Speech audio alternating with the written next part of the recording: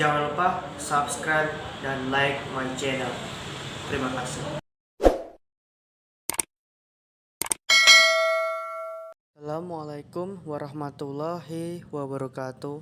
Selamat malam. Kembali lagi bersama saya Adam Mandartama, NIM 2020 63031, Prodi S1 Teknik Pertambangan.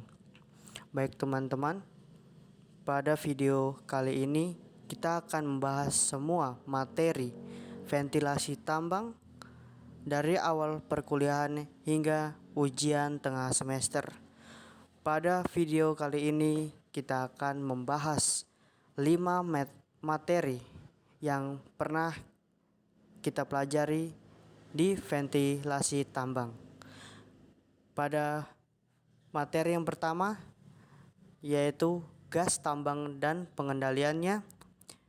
Yang kedua, debu, pengendalian debu dan jenis penyakit. Kemudian materi yang ketiga ada swabakar. Materi yang keempat adalah psikrometri. Dan materi yang terakhir adalah sumber panas tambang bawah tanah. Baik teman-teman, kita akan mulai pada materi pertama yaitu gas tambang dan pengendaliannya. Pengertian dari gas tambang adalah salah satu dari berbagai uap berbahaya yang dihasilkan dari operasi penambangan. Gas-gas di dalam tambang yang terdiri dari oksigen atau O2, nitrogen atau N2, karbon dioksida atau CO2, metan atau CH4, karbon monoksida atau CO, hidrogen sulfida atau H25, sulfur dioksida atau SO2, nitrogen oksida atau NO2, hidrogen H2, dan yang terakhir adalah radon Ra.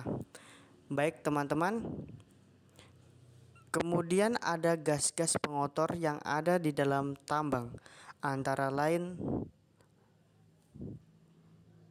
akan dijelaskan pada setiap jenis gas yang ada di dalam tambang.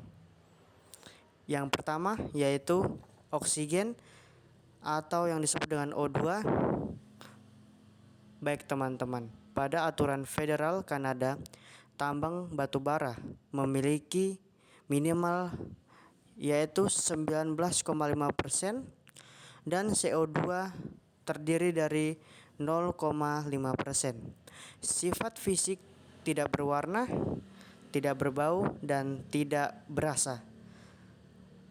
Oksigen sendiri tidak beracun dan tidak berbahaya, berasal dari udara normal atau bisa berasal dari tumbuhan sekitar.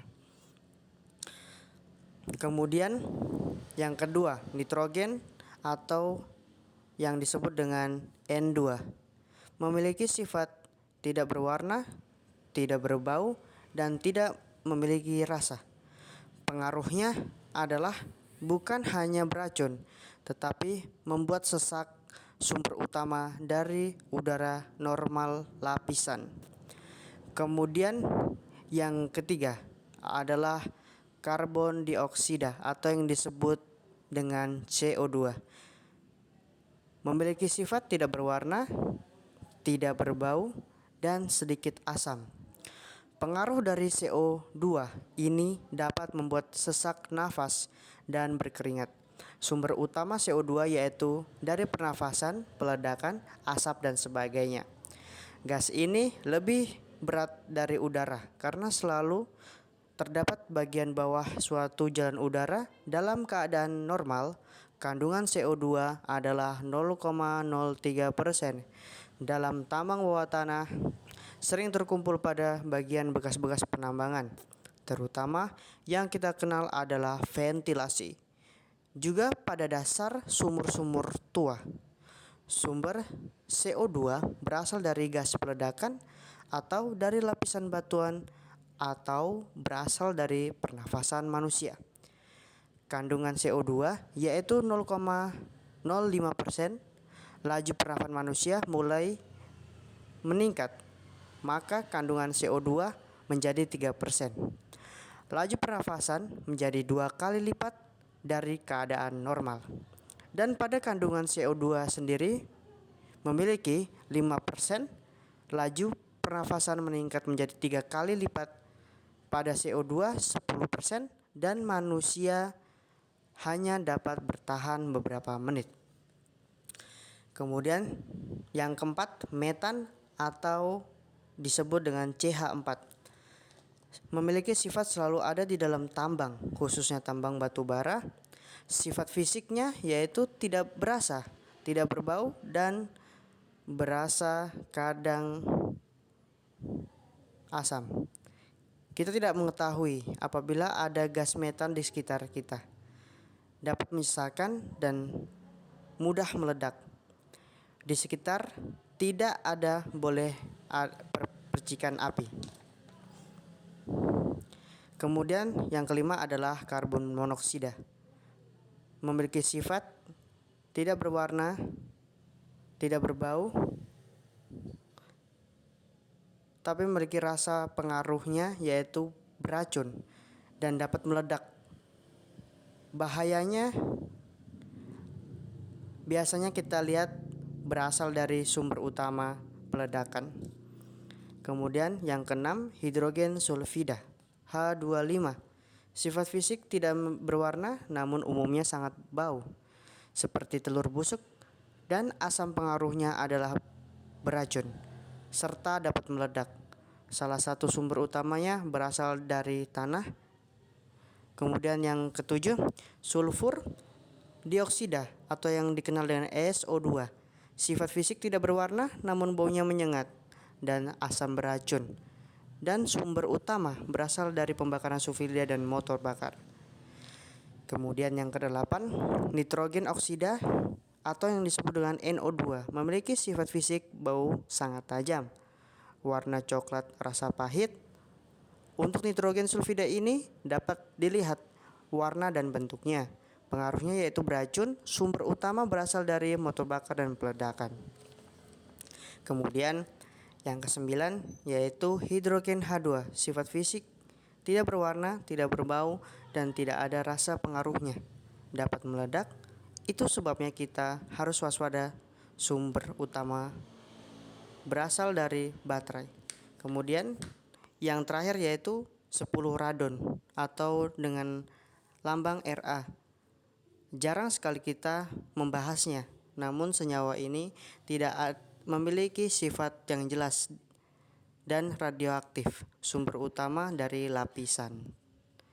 Baik teman-teman, setelah kita membahas gas-gas daerah penambangan, kita akan membahas poin berikutnya yaitu pengendalian gas tambang.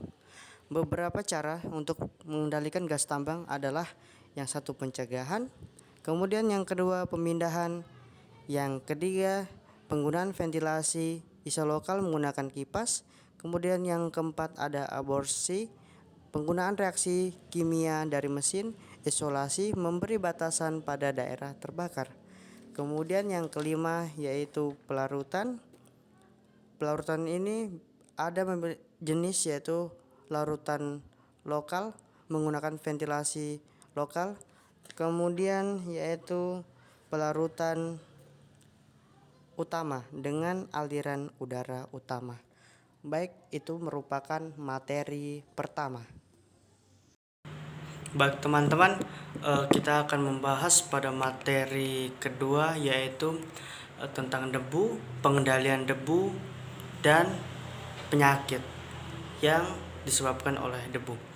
Kita tahu bahwa pada pertambangan itu pasti di tempat tambang itu sendiri terdapat banyak debu yang dihasilkan dari banyak kegiatan pertambangan. Debu sendiri itu adalah partikel yang telah hancur dengan ukuran kecil yang berterbangan.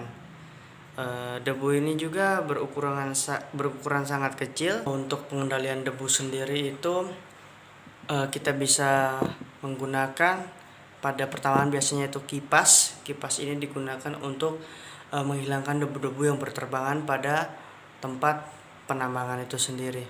Jadi debu itu bisa dihilangkan. Kemudian yang selanjutnya itu adalah penyakit yang disebabkan oleh debu sendiri. Kita bisa tahu bahwa dalam pertambangan itu sangat berbahaya apabila kita tidak menggunakan masker atau pelindung K3. Jadi debu sendiri itu memiliki bahaya bagi kesehatan kita sebagai penambang, yaitu yang pertama adalah bisa berdampak pada kesehatan seperti tifus, ada TBC, dan sesak. Baik teman-teman, untuk materi yang ketiga yaitu pada ventilasi tambang kita akan mengulas sedikit tentang suah bakar. Suah bakar itu artinya suah sendiri. Kemudian bakar adalah terbakar. Jadi suah bakar adalah terbakar dengan sendirinya. Jadi biasanya suah bakar ini atau terbakar dengan sendirinya biasa terjadi di tambang batu bara, karena batu bara sendiri itu adalah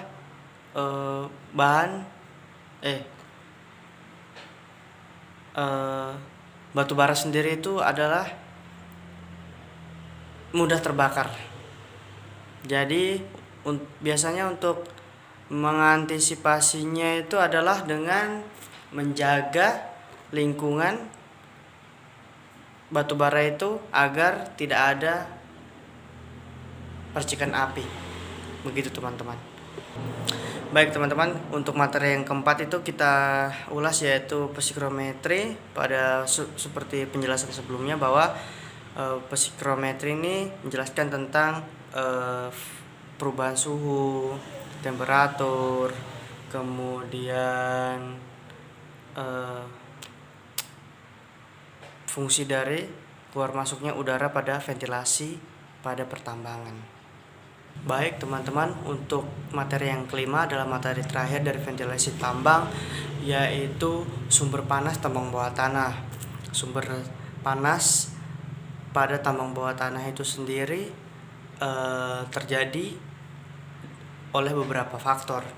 Yang pertama yaitu berasal dari ruangan itu sendiri, karena udara yang masuk ke dalam tambang bawah tanah itu sedikit, sehingga bantuan oksigen itu sangat kurang di dalam. Itu hal yang menyebabkan suhu di dalam itu sangat panas, atau bisa meningkat ataupun bisa menurun. Kemudian juga hal ini bisa terjadi bukan hanya dari lingkungan tambang bawah tanah, tapi panas itu sendiri pun dapat dihantarkan dari orang itu sendiri. Artinya sumber panas itu juga berasal dari manusia, yaitu kita. Sumber panas itu keluar dari tubuh kita. Oleh sebab itu biasanya pada pertambangan tambang bawah tanah itu pada ventilasinya akan disiapkan kipas-kipas yang besar untuk membantu sirkulasi udara agar tetap lancar ke dalam tanah dan membantu kita untuk bernafas lebih mudah. Baik teman-teman, itu adalah rangkuman dari semua materi dari ventilasi tambang.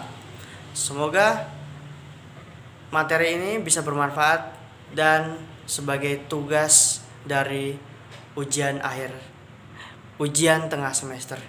Mungkin sekian dari saya. Terima kasih.